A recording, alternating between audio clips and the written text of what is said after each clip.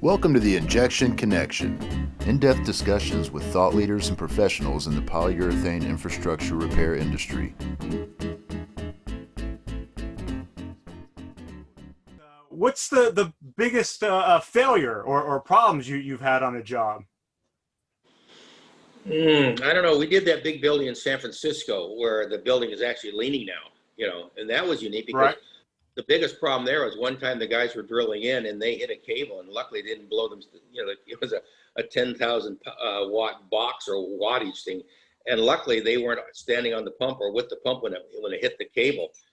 Those are things you've got to be careful with, and safety is incredible down there because you could be out, in a mine a mile back or down a shaft, and if something goes wrong, you can't get out quick, and you're in the mud and the muck up to your knees. One job we were down a mile in a tunnel, and one of the gates broke, and it was in a dam, and the water went from our boots up to our knees. Again, so those are things you got to really be cognizant of and have all your ducks in a row, so to have yourself ready for any emergency that could come up or contingency. Right.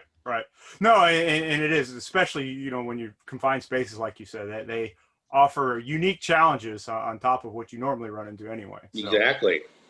Right. All right. Let's see. What have been some of the challenges? Because I know you've worked on a lot of dams and large projects like that. Have you specifically to say the Corps of Engineers or the Bureau of Rec?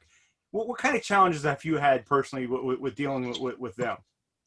The biggest problem I found out with both those organizations, they had people that sometimes overthought the project, and then you'd spend 6-8 months getting the project ready and designing it and make sure you had all your ducks in a row, and you get ready for the project, and all of a sudden, oh, we're out of budget this year. Oh, we can't do it this year.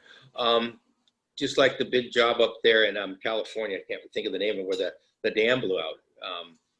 Up there, I think it was. Pardon?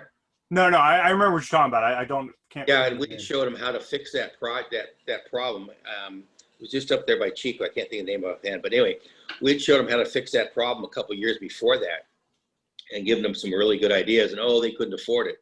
And then when the whole structure blew out, the spillways blew out, they spent billions of dollars.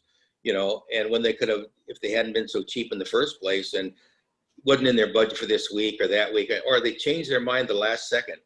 And it's kind of frustrating because you've done all this due diligence, you lay out your scheme, you get all your ducks in a row, then all of a sudden the last minute they say, oh no, we're not going to do it. And so you really laid everything out already. Yeah, and with you bringing that up, I feel that they understand that they also have that issue. I've seen projects come out from, or I guess initiatives where they're trying to speed up and streamline the process because it can be very slow and long to deal with them. So yeah, no, thank you very much.